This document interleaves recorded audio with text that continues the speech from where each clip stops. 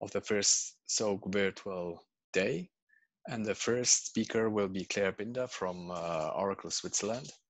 She has over 26 years experience in BI database analytics, and she knows almost everything. And I'm very, very happy to welcome her as the first speaker. So I will hand over to you, Claire. You can start when you want. Donc, bonjour et bienvenue à cette session concernant comment créer une application de suivi de tendances de marché en temps réel, dans la vraie vie, avec des besoins qui évoluent au fur et à mesure. Donc, le Safe Harbor de chez Oracle, ce n'est pas un produit que vous pouvez acheter, c'est vraiment simplement comment on a utilisé le Cloud Oracle et différents outils pour répondre à un problème métier et réinventer une problématique métier chez le client. Donc, mon background, comme Paolo l'a dit, Claire Binder, j'ai un bachelor en Business Administration, Marketing Finance, avec une spécialisation gestion des processus et optimisation. Donc, rien à voir avec l'IT, mais je suis tombé là-dedans par hasard en 1993 chez Elisabeth Arden, où j'ai rejoint pour un projet de Data Warehouse. Et après 2 heures sur le job, quelqu'un a eu la bonne idée de renvoyer 17 des 20 personnes sur le projet et nous demander de livrer le même scope. Et c'est comme ça que j'ai débarqué dans la BI.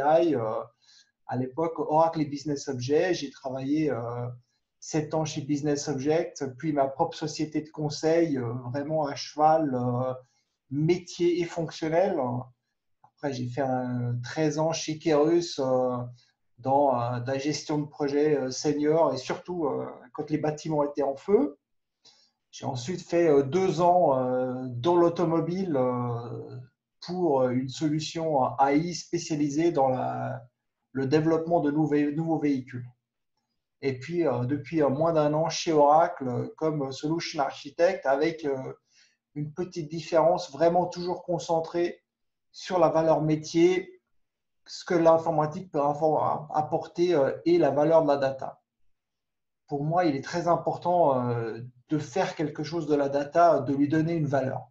Si elle dort quelque part et qu'on ne l'utilise pas, c'est juste un centre de coût et ça ne sert pas à grand-chose. Donc, un aperçu de ce qu'on va faire, on va simplement expliquer le contexte du client, d'où on est parti, le plan d'action, qu'est-ce qu'on a utilisé dans le Cloud Oracle et surtout Oracle Analytics. Bien sûr, il y a d'autres composantes dont je parlerai. Et puis ensuite, des exemples qu'on a pu faire suite à ce projet-là et que la vraie vie, ce n'est pas toujours comme la théorie. Donc, le cas d'usage, forcément, commençant par un Dilbert, ça, c'était vraiment le cas chez le client. Ouais, non, on ne fait plus trop confiance à l'étude de marché. Nous, on fait ça avec les tripes et ça va bien. Ouais, lancer une pièce, c'est probablement tout aussi efficace. Donc, à partir de ce constat, on a dit, il va forcément y avoir un meilleur moyen de faire. Donc, ça là en bas, ça vous rappelle probablement quelque chose.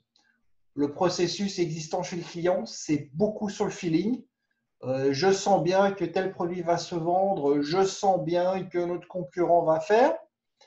On jette tout ça dans un email ou plusieurs emails, bien sûr, dans un Excel et différentes variantes copies avec tous les risques associés à ça.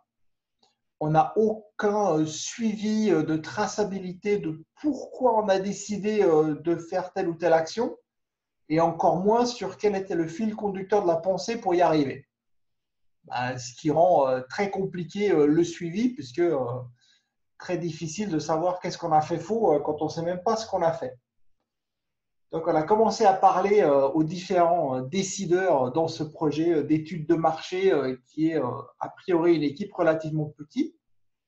Très vite, on s'est rendu compte que les besoins évoluaient, que les demandes des différents utilisateurs étaient concurrents, compatibles, antinomiques, tout ce que vous voulez. Donc, très difficile d'avoir un consensus. Et bien sûr, il fallait que ça se fasse dans un système live où clairement, on n'avait pas de flexibilité, on ne pouvait pas changer ce qui existait. D'où la raison de dire on va faire quelque chose d'annexe, de complètement différent. Bien sûr, une cible de ce qui était à faire qui a évolué au fur et à mesure. Et plus on a commencé à montrer des choses aux clients, plus le périmètre de ce qui devait être fait ou les possibilités de ce qu'ils voulaient faire étaient compliquées. Donc, voilà sur quoi on a commencé. Un gros pitchy de Excel avec beaucoup de formules, des colonnes, des pivots, des erreurs, enfin, du Excel classique. Et le plan d'action. Donc, ça aussi, je ne vous apprends rien de nouveau. Est-ce que j'ai oublié de vous dire que les spécifications des utilisateurs ont changé? Et ben, dans ce projet-là, ils changeaient tous les jours, voire toutes les heures, selon ce qu'on montrait, ce qu'on développait. Et ça a été clairement prévu et mis en place. Donc, comment on s'est préparé à tout ça? Ben, on a eu un meeting initial avec une équipe très restreinte. On a vraiment fait une cartographie des besoins. Et à partir de là, on a créé tout simplement une base autonome Oracle dans le cloud. Ça prend 10 minutes. L'environnement Apex de développement, qui est un framework de développement sans code, est inclus dedans. Et ça permettait de faire très rapidement un écran pilote pour mettre sur écran les idées qu'on avait ou que le client avait pour donner quelque chose de tangible sur lequel on pouvait se baser. On a rajouté ensuite Oracle Analytics pour toute la partie exploration, visualisation des données, de nouveau dans le sens de vouloir mettre en avant et faciliter les données. Et toute une partie EPM, puisque leur objectif, c'était, voilà, on veut prendre des tendances du marché, faire des simulations sur 3-5 ans et voir quel est le meilleur plan d'action. Alors, pour commencer, pour aller vite, on s'est simplement basé sur des données publiques. On a récupéré en fait tout simplement au niveau très high level les données de la bourse américaine, de la SEC. C'est une base qui s'appelle Hoover. C'est des fichiers qui font 1 giga de CSV par quarter. On a mis ça dans Oracle. On les a chargés. Quelques soucis de taille de colonne, de caractères et des choses comme ça, mais rien de prohibitif. En une journée, on avait tout d'un coup 6 quarters, donc 1 an et demi de données sur lesquelles on a pu construire quelque chose. Très important, ce jeu de données n'était pas forcément le jeu de données attendu du client. C'était vraiment pour avoir une base neutre sur laquelle construire quelque chose qui permettait d'alimenter la réflexion. On a montré ça à l'équipe initiale et on a étendu très légèrement l'audience pour impliquer d'autres gens. Ce qui, bien sûr, a résulté avec plus de besoins, une identification de plein de nouvelles sources et surtout plein de nouveaux petits soucis et de nouveaux besoins qui sont apparus au fur et à mesure. À partir de là, on a créé des priorités de ce qui avait à changer et on a découpé les équipes en différents flux pour adresser, pour défraîchir les différents problèmes, pour pouvoir avancer très vite et avoir de la dynamique sans perdre trop de temps et sans avoir besoin d'attendre. Donc, qu'est-ce qu'on a utilisé? On a utilisé une base Autonomous, un CPU virtuel avec 1 Tera de stockage. Je crois qu'on a utilisé 12 gigas au final. Apex, donc il y a l'environnement de développement. Analytics Cloud aussi avec un CPU. Oracle IPM ou SBase, selon comment vous voulez le traiter. Ici en bas, une petite visualisation qu'on a fait, c'est simplement le bilan de différentes sociétés. Ça permettait de comparer le niveau de détail que publiaient les sociétés. Ce qui est très intéressant, c'est que c'est très varié, mais surtout, ça vous permet de voir si j'ai beaucoup de dettes, des liabilities. Ici, celle-ci, il y a beaucoup plus de dettes qu'il y a de assets. Je ne veux peut-être pas investir là-dedans. Une autre chose qu'on a également regarder, c'est quelque chose que vous ne connaissez peut-être pas, ça s'appelle Oracle Data Cloud. En fait, Oracle, depuis quelques années, se présente comme grossiste de données. Donc, avec Oracle Data Cloud, vous pouvez souscrire à des centaines et vraiment des centaines de sources de données différentes selon vos besoins pour faire de l'étude de marché, enrichir vos données. Il y a une panoplie de sources. Je crois qu'on a passé une journée et demie à défraîchir les sources potentielles qui pouvaient nous intéresser pour ce client, qui correspondaient à leurs besoins.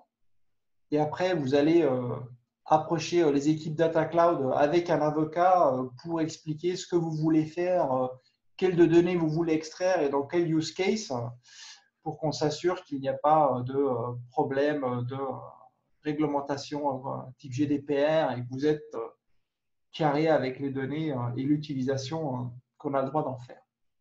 L'avantage, c'est qu'au lieu d'acheter du Dun & Bradstreet, du Reuters ou autre, vous pouvez tout acheter, tout consommer à travers le même broker. Donc, qu'est-ce qu'on a fait? Simplement, on a dit on va faire un ranking des différentes sociétés. Plus une société est basse, plus elle peut nous intéresser. Un mock-up d'un écran avec les différentes actions à faire. Le PM avec le strategic modeling. Donc là, l'idée, c'est de dire je prends les données historiques d'une société sur 18 mois, j'en fais une projection sur 5 ans et je fais un scénario standardisé pour toutes les sociétés et je regarde quelle est la probabilité d'atteindre mon objectif.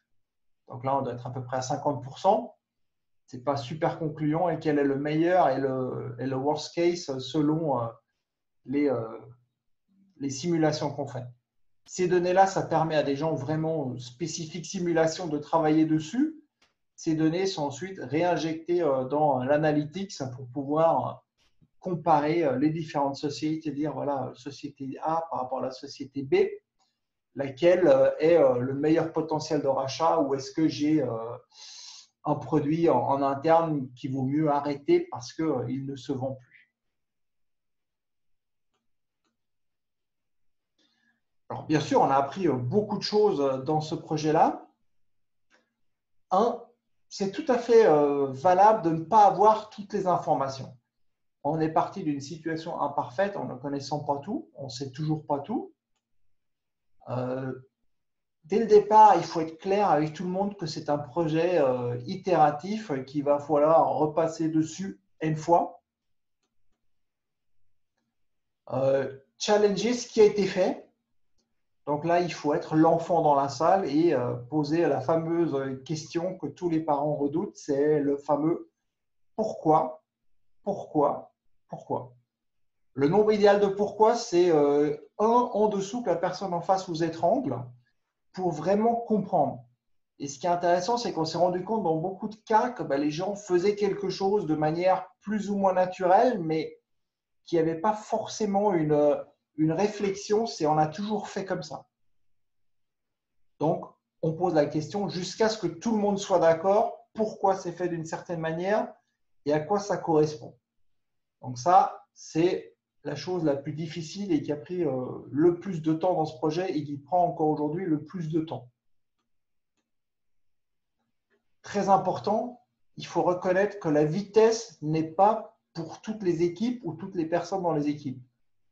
On a eu quelques personnes dans ce projet-là qui ont dû quitter le projet parce que tout simplement, des périmètres changeants où tous les jours ou toutes les demi-journées, on faisait les choses différemment, ne leur convenaient pas. Et donc, ce cas-là, il faut le reconnaître et pouvoir travailler avec ça. Très important aussi, définir la différence entre l'échec et apprendre. Il n'y a pas d'échec si on en a appris quelque chose. Mais voilà, il faut avoir cette volonté de dire, OK, on peut peut-être avoir une réponse incomplète et à partir de là, pouvoir évoluer, changer, apprendre quelque chose. Et ça, c'est une société suisse très classique où il y a une vraie peur de l'échec, quasiment au point d'avoir une peur de prendre une décision. Et donc, il a fallu vraiment travailler dessus en disant non, non, on peut avoir une réponse imparfaite tant qu'on fait quelque chose et que ça nous permet de faire mieux la prochaine fois, la prochaine itération, c'est quelque chose de bien. Mais important à tenir en compte, surtout dans un environnement cloud où on veut aller vite, où il y a un vrai besoin et un vrai enjeu. Alors bien sûr, tout ça, ça a un coût. Hein. Donc, on passe à raconter, ça ne se fait pas gratuitement non plus.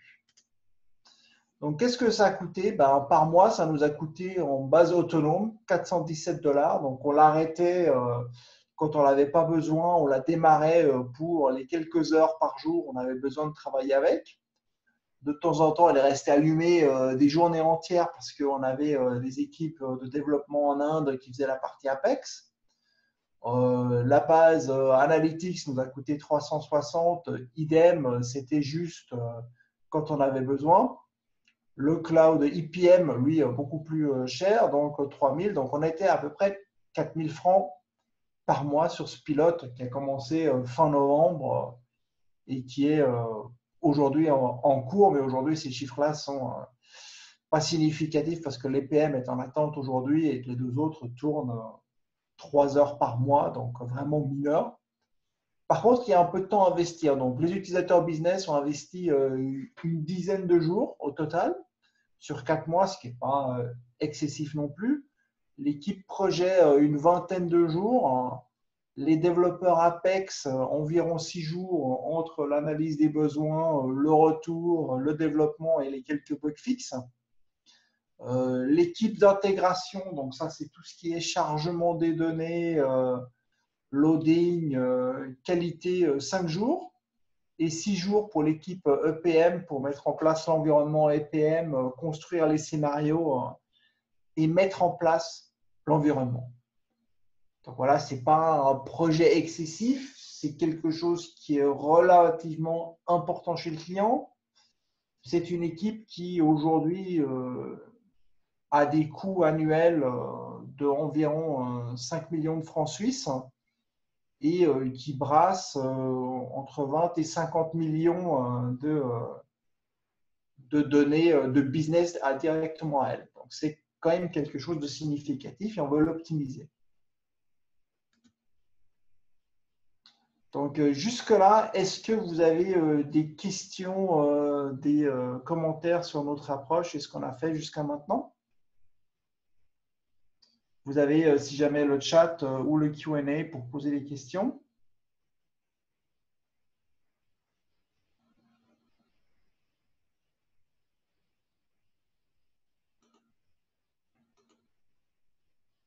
Bon, je ne vois rien, donc je pars du principe.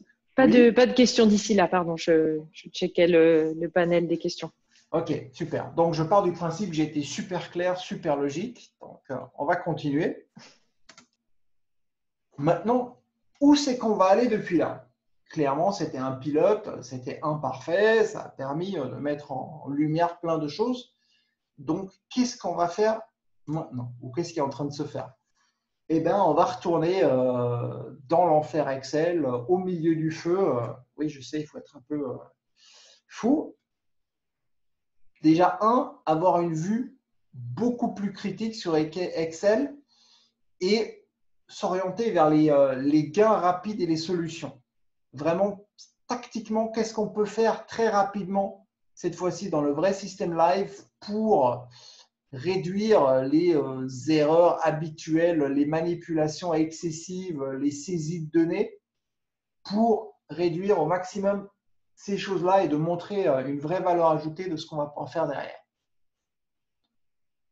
Le projet a vraiment évolué avec aujourd'hui vraiment un focus sur la collecte des données et surtout des nouvelles données. Historiquement, c'était vraiment concentré, oui, on va décider d'investir dans le produit A, B ou C. Aujourd'hui, la question, c'est plutôt quelle information on a besoin pour faire ce choix. Et donc ça a changé un peu. C'est un client qui utilisait déjà les souscriptions Oracle et donc là, il y a une vraie réflexion qui est en cours avec nos équipes de Oracle Data sur quelles données ils veulent utiliser, dans quel cas d'usage et dans quelle utilisation. Et ce qui est intéressant, c'est que là, ce n'est pas seulement une nouvelle utilisation pour le client, c'est également dans un certain nombre de cas des nouvelles utilisations de données qui existent déjà chez Oracle ou chez des fournisseurs de données qu'on utilise, avec toute la problématique, c'est que des données ont été collectées pour un usage spécifique et quand on veut les utiliser autrement, eh ben, toutes les personnes qui fournissent ces données doivent être d'accord avec ce cas d'usage et une rémunération. Donc, c'est des choses un peu compliquées qui prennent du temps, mais on est vraiment sur de la valorisation de la donnée. Et vraiment, en ce moment, il y a une vraie refonte du processus d'approche à tout ce qui est suivi de marché.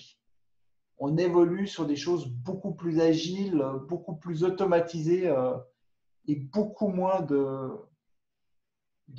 sentiments personnels sur lesquels on va se baser.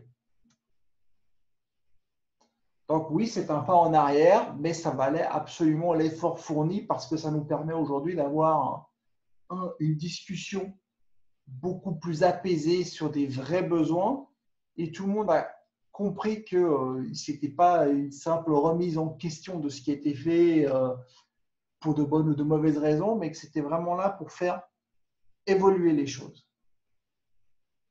Donc, on revoit la manière de faire le business. Donc, on refocus les attentions et ce que le client va faire. Donc, on revoit le process, on upgrade, on améliore. On est vraiment parti dans une partie itérative et qui va s'appuyer sur le cloud parce que le client s'est rendu compte que d'avoir une infrastructure cloud à disposition, et surtout le cloud Oracle qui est un superbe magasin de bonbons où vous pouvez tout acheter. Je ne vous recommande pas parce que ça devient très vite indigeste et relativement coûteux, mais ça permet vraiment de dire, ben voilà, j'ai besoin d'une base de données, j'ai besoin d'un serveur, j'ai besoin de faire un test et de se dire, eh ben, ce n'est pas si grave que ça, je jette et je recommence. C'est plus compliqué quand vous achetez des machines en interne et que vous les faites provisionner et que vous dites à la fin, bon, ben, pour finir, ça ne me sert à rien. Ça, c'est quelque chose qui est en cours, qui est, je pense, aujourd'hui, la chose la plus compliquée chez ce client-là, c'est enlever la stigmatisation de l'échec. De nouveau, le seul échec, c'est si vous n'apprenez rien. Et ça, certains ont vraiment du mal avec ce concept-là. Il y a toujours ce truc où, mais si je me trompe, on va me pointer du doigt. Non, non, aujourd'hui, on essaye vraiment d'être sur, on va te pointer du doigt si tu refuses de regarder les choses un peu différemment. Mais c'est le problème le plus compliqué. On est en pleine révision de toutes les données externes, de toutes les sources qui étaient collectées historiquement, de valider est-ce que ces données sont encore pertinentes et surtout la qualité et le coût de ces données. Quand vous achetez des données marketing des différents instituts tels que Nielsen et autres, ça coûte très vite de l'argent. La qualité n'est pas toujours au rendez-vous. L'intégration, c'est souvent du Excel amélioré, donc c'est coûteux aussi. Et de partir sur une approche beaucoup plus pragmatique. Qu'est-ce que ça apporte à notre processus et manière de développement? Une autre chose qu'on a mis en avant et qu'on pousse relativement fort, c'est la partie collaborative. Tout ce que vous mettez dans un email, tout ce qui se passe dans une conférence Zoom a relativement peu de valeur ajoutée.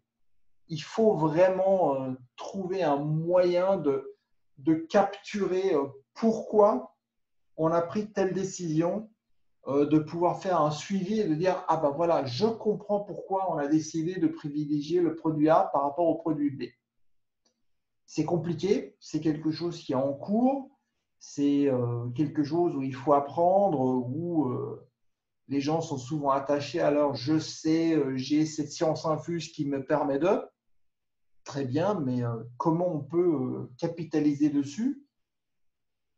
Et ce qui est intéressant, c'est aussi un vrai intérêt et une vraie volonté à dire on fait ça aujourd'hui, on va passer plus de temps à capturer ces informations et on va pouvoir les mettre en lumière par rapport à l'évolution de nos décisions. Alors, vous me direz, on peut faire du collaboratif avec des solutions style SharePoint et autres. Très bien, Là, l'intérêt réel, c'est de les mettre directement dans une application qui rende l'utilisation facile, qui soit aussi évolutive que possible, parce que les besoins forcément changent et évoluent et qu'on a envie de faire évoluer l'application. C'est pour ça qu'on se base sur Apex, parce que voilà, en 2 jours, vous pouvez faire un nouvel écran où vous pouvez rajouter ou modifier vos besoins et s'activer dessus. Et comme c'est structuré directement dans la base de données, on peut ensuite le combiner directement avec nos autres données et mettre en lumière des ventes ou des progressions ou des impressions marketing par rapport à une décision prise. De nouveau, très important, tout ça dans un sens que l'échec n'est pas un problème. La plus grosse réticence à la collaboration est de mettre par écrit les décisions. C'était, mais si tout le monde sait que c'est moi qui ai fait la bourde et qui ai poussé pour pousser le produit A qui était un échec retentissant, je mets ma carrière en danger. Donc ça, c'est quelque chose de très, très important. Très important aussi, c'est il faut une plateforme d'intégration flexible. Ça ne faisait pas partie volontairement de notre projet de base. On voulait vraiment travailler avec les utilisateurs sur leurs besoins et ce qu'ils avaient besoin. Et ce qui est ressorti, c'est que ce projet-là ne peut être un succès que si la donnée est disponible, qu'elle est correcte et que c'est facile.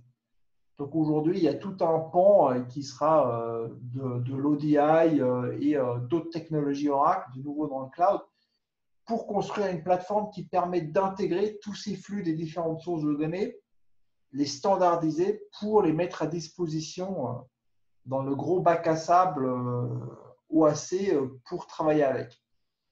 J'utilise exprès le terme de bac à sable parce que oui, bien sûr, c'est structuré, c'est organisé, mais c'est sur des besoins qui évoluent rapidement.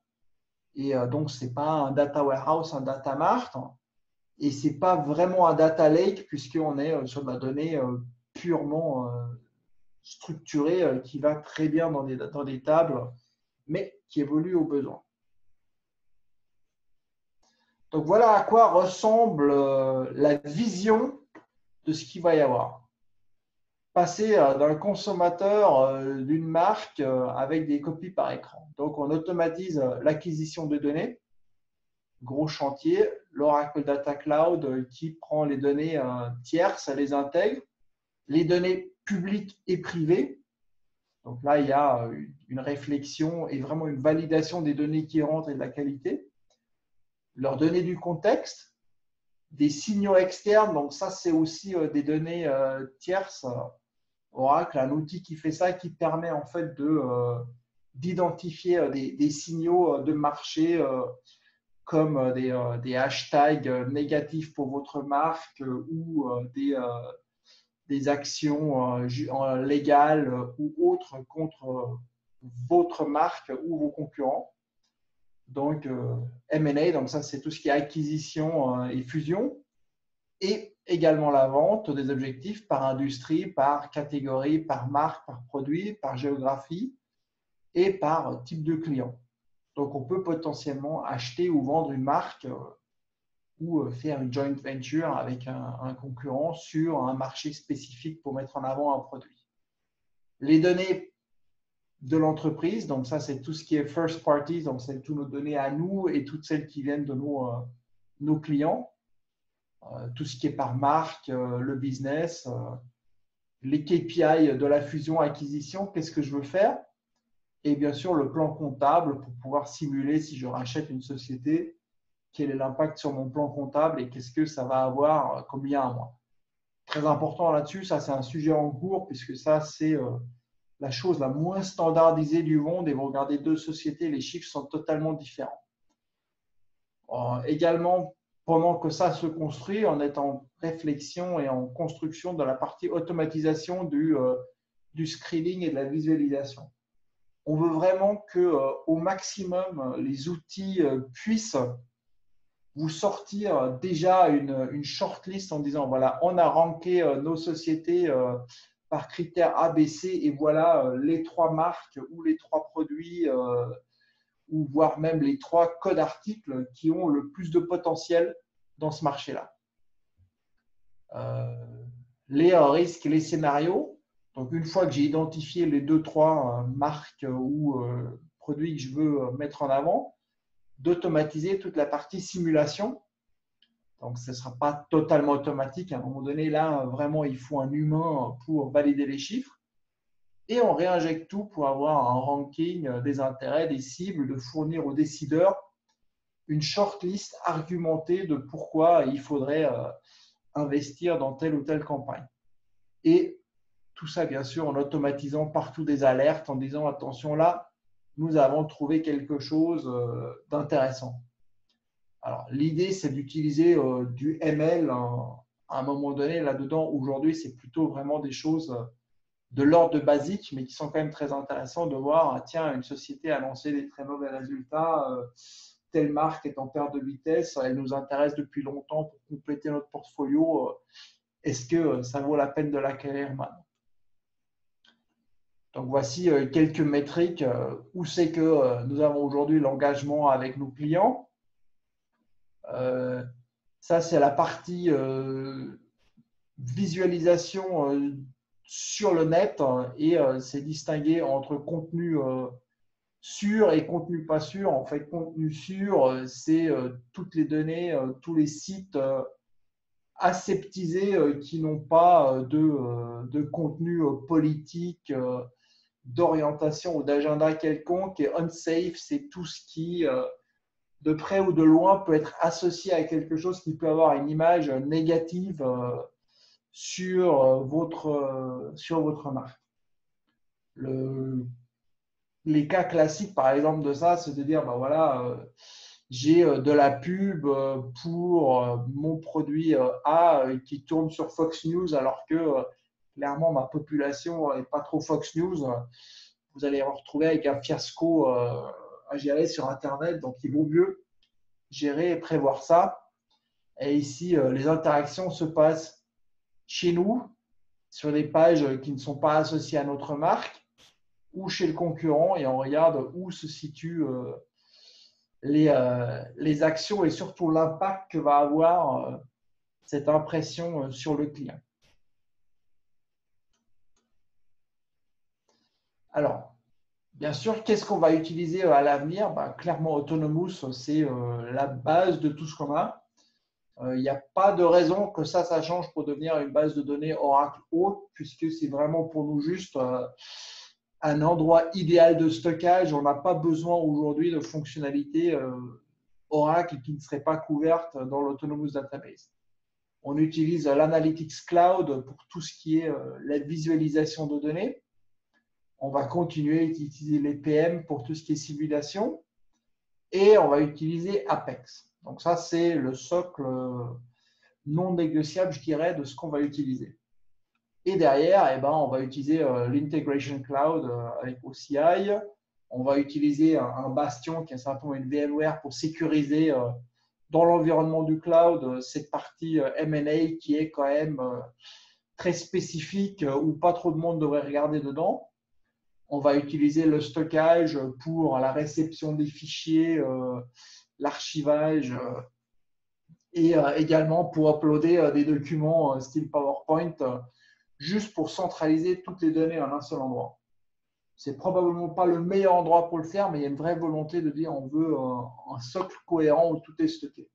On veut éviter en fait que demain on se retrouve avec un répertoire quelque part sur une machine et un bout dans SharePoint et un bout dans Exchange ou Outlook ou peu importe. Donc l'idée c'est de tout mettre ensemble.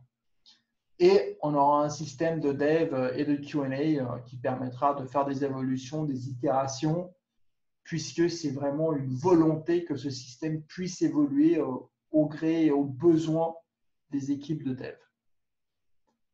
Et puis, de nouveau, l'Integration Cloud, là en bas, je ne sais pas pourquoi il y a deux fois. Je pense que ça devrait être plutôt Data Cloud. Donc, ça, c'est tout ce qui est fournisseur de données. Est-ce que vous avez des questions jusque-là? Est-ce que j'ai été clair et précis? Est-ce qu'il y a des questions sur le Cloud Oracle, sur la techno? Alors, je ne peux pas vous parler ni du client ni de ce que c'est, puisque c'est vraiment le sacro-saint d'une société et j'ai dû édulcorer les slides pour ne pas expliquer ce qu'il fait, surtout que c'est en cours et vraiment un projet stratégique pour eux.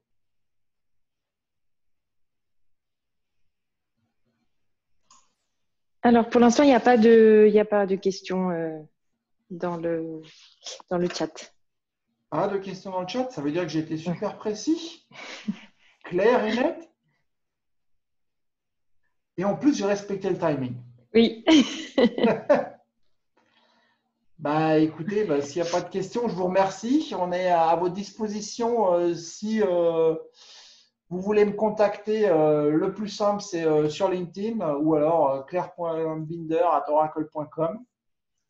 Et je travaille volontiers avec vous sur ce genre d'approche vraiment fonctionnelle, technique.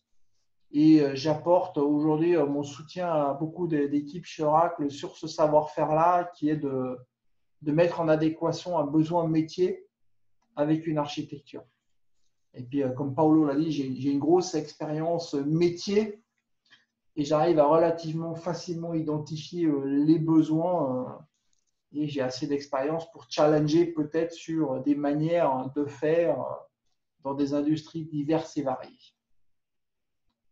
Donc, je vous remercie et puis encore une bonne journée Soug et puis au plaisir d'échanger avec vous prochainement.